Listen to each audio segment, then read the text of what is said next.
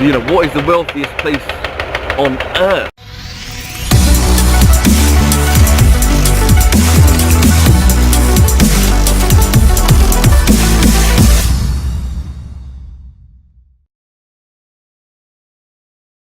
Okay, back in 2001, there's a knock at the door. My mum goes to the door, I go with her, and there's two police officers at the door.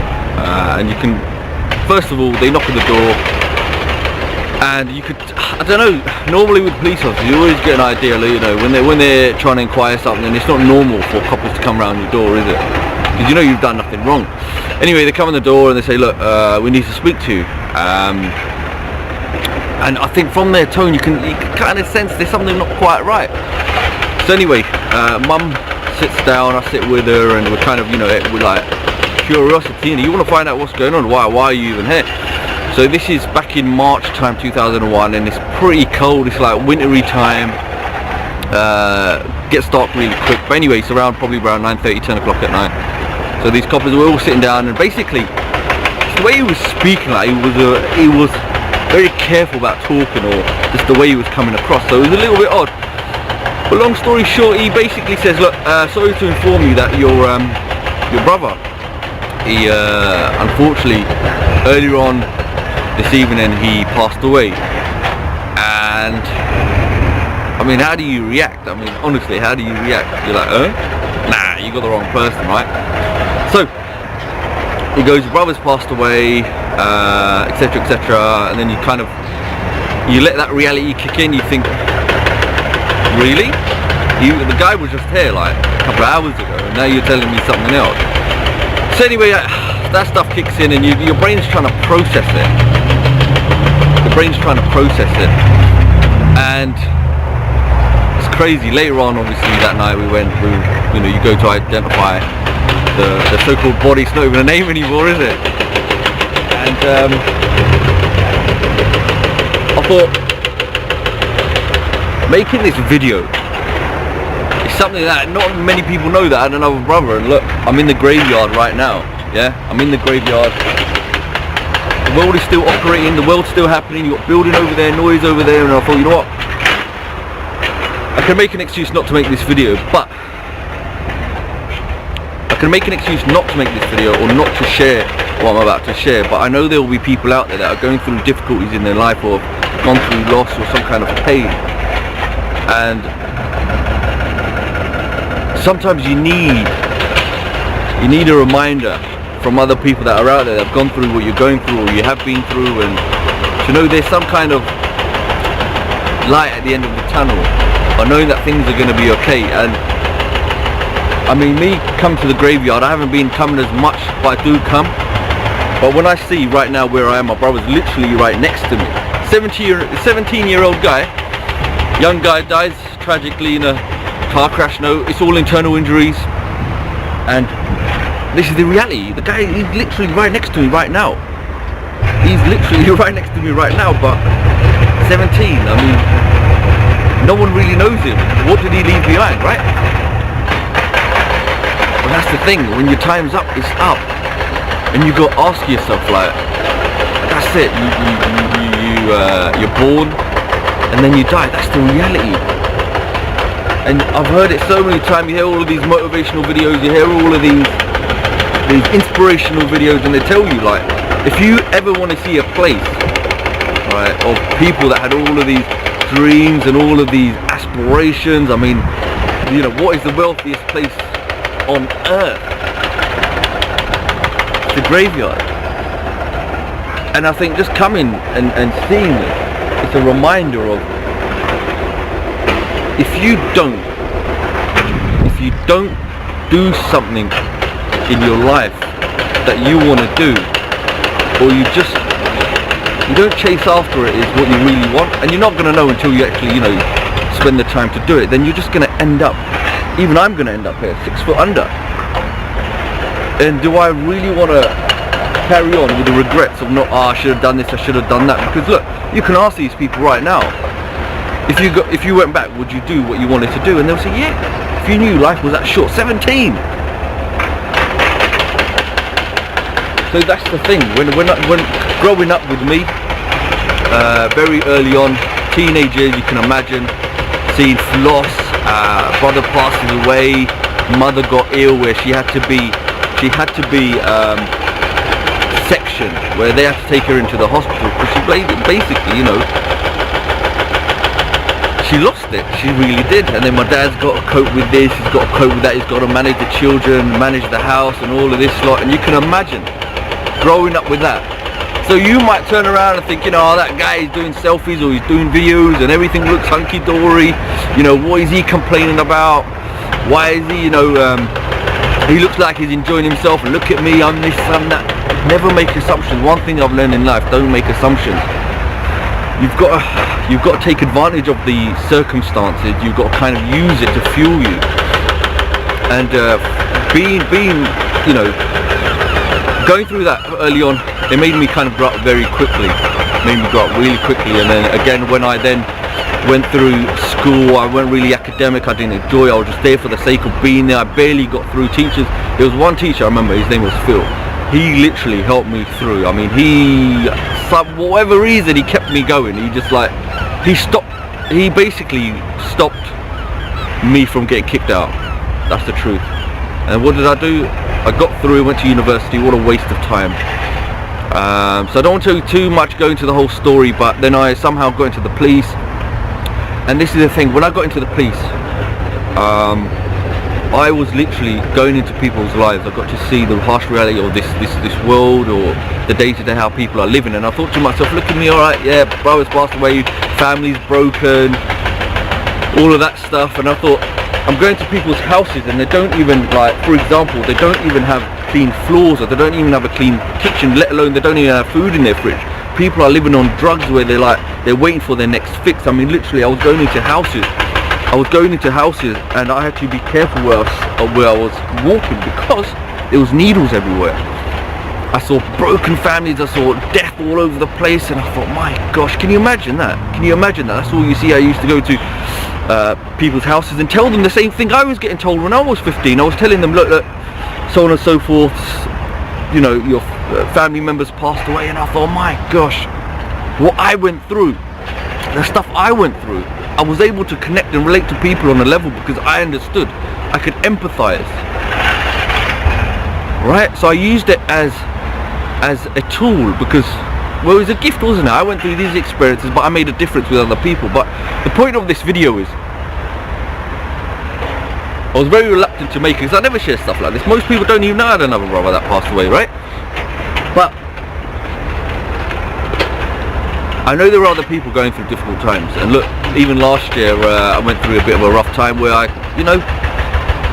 had to reevaluate what I was doing with my life. Was I really passionate about what I was doing? Was I really doing what I needed to do? You know, was it, because sometimes it's not, it sounds so weird and people say, yeah, blah blah blah, it's not about the money, but really, look, if you're not enjoying what you're doing, you can make as much money. Look, there's actors, there's these, you know, individuals making a stupid amount of money here, and they still go ahead and commit suicide. Why?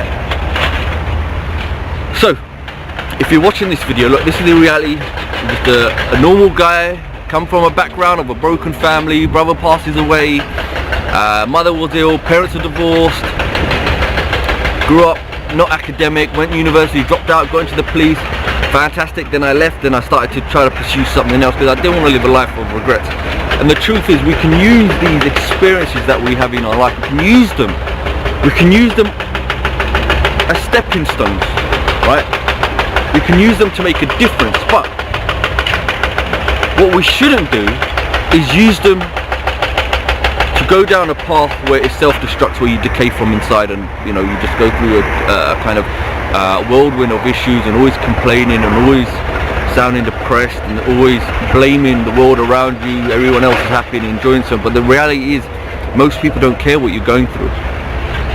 If that, well, it sounds harsh, most people, because they've got their own stuff to worry about, right? And your condition will only change when you realize that emotions can be controlled. I mean, you can kind of control, you can get through that part, you can go through it, but then you think, how can I use it? How can I use it to kind of plan a new direction in my life, to actually pursue something and not have regrets? Because things are always going to happen, I promise you. Even if you think things are going right, it's all an illusion. So I don't want to go off topic. I don't want to go down some, you know, it's weird, it's surreal just standing there. And I know there's works going on, there's noise coming on, and I thought, look, should I just make an excuse not to make this video? Should I just say, oh, it's too noisy, I don't have a mic? But the thing is, there's more people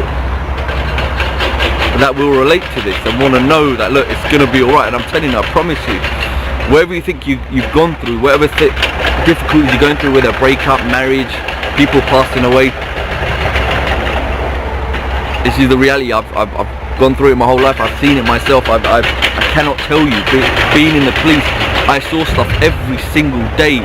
I had to turn up. I had my own issues, but I would turn up to work and I would put all of my issues to the side just to help others, just to kind of let other people know that it was going to be alright, just to get them through. I mean, we're talking about people with children going with issues, breakups, death, all of that stuff. And here I am standing there in the graveyard. All of these people, I've got to be respectful, obviously there are people where just quietly, I mean, imagine, just put yourself in that place where your ticket's about to go, or that's it, your time's up, and they asked you, like, did you do what you wanted to do in your life? Did you take advantage? And some people think they were too scared. They regret not trying. They regret not even trying to do something that they actually were passionate about, that they valued, or they could turn around and say, you know what, I really lived my life. Yeah, I really did what I wanted to do. I made the most of it. Yeah, this is me. This is the reality. Look, it's crazy. It's just standing there, you know, standing there. And I would say to my brother, like, I've always said to myself that I would kind of try to do things on behalf of my brother as well, kind of, in a sense, try to do things that he would have loved to do, or just try to do something, you know. And sometimes you forget, you get distracted, you get distracted, you really do. So my message, or what I'm trying to get, if you relate to this, you will know what kind of message is coming across, or what makes sense to you, and you will know if you're going through something, or even if you haven't gone through something and you think, is there any light at the end of the tunnel? Is there, what can I be doing? I mean, make a choice now, decide to do something. You have to sit down and you've got to kind of figure out, what is it? Are you completely satisfied with what you're doing now? Can you really say that you're enjoying what you're doing? Put the money aside, forget the money at the moment, forget all about that. Don't use the distractions of our bills, debt, family, etc., because you can ignore it for so long, but when it really comes down to it, what really boils down to it is, at the end of the day, if you're not doing what you're enjoying, or you're not really living the life that you want, it will keep coming up. And what I believe is that if you're not going in the direction of your life that you should be doing, these problems, these difficulties, these challenges, these hurdles, or this friction you come across, is the life, yeah, or destiny, or even God is telling you what you're doing is not meant for you. It's trying to keep you away, and it's trying to change your direction. When you're going down imagine going down the wrong way down a one-way road. You're going to be hit by oncoming traffic, and that's life as well. If you're not going down the path of life that you should be doing, what you really should be doing, you're going to be hit with these obstacles or challenges, so on and so forth. Okay. So look, open message. We live, and then we pass away. And look, I'll show you right now. Right, if I just move the camera around. This is my brother right here. Okay. Most people wouldn't even know that I had another brother. So I wanted to share it. I wanted to be open. And I know deep down some people will kind of resonate, or it's a message that will help inspire and motivate you to take action, okay? And that's what I wanted to do, and hopefully I've accomplished that. And I know even if it hits one person, it impacts one person, it's reality. So if you see people laughing, joking, just doing their thing, hey, look, don't make assumptions. People have their own stories, okay? Everyone's going through something, but the truth is how we deal with it. And me, I know I've got a gift that I can help people. I can kind of get a message across, and I know it'll impact people. And And for a while, when I kind of, in a sense, was not enjoying what I was doing, even last year, where I kind of needed to reevaluate what I was doing. I stopped kind of reaching out, or I sometimes made videos that would kind of be mindset or personal related, and that was my mistake, because I thought, I'm going through something myself, I'm not kind of in line with my values or whatever it was, or I'm not kind of clear in my own mindset, so how can I help other people? But my mistake was not telling people what I was going through, or the journey I was going through, because I know other people going through that journey, and that's one thing I've now learned also. So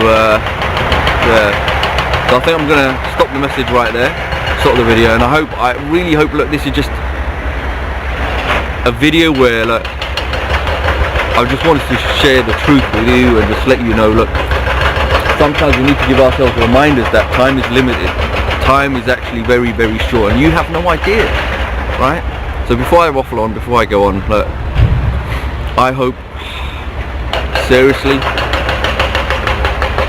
what can you do different today that will impact tomorrow? Whether it's for yourself, your family, your children. I promise your time is limited. Even for me, it's a major reminder. Just, my brother's right here, and what can he do now, right? So the time we do have, we should do something. Okay? So hopefully this message reaches you. Okay, and you can it inspires you actually to do something right now, not tomorrow, not next week, not next month. Just do something now. Figure it out. And most people will get paralyzed by not knowing what they want to do. So if you, I'm more than happy if you want to reach out, say, Ali, what should I do? Like, where do I get started? Whatever it is, doesn't necessarily mean to be online. Even in your current job, if you want to go for a promotion, so just reach out. Let me know if you just want to even have a chat about it. You want some kind of direction. But apart from that, it's been Ali, and it's been very, very surreal standing there, and it's very just weird. It's cold as well. But yeah, so I guess I'll speak to you soon. Bye bye.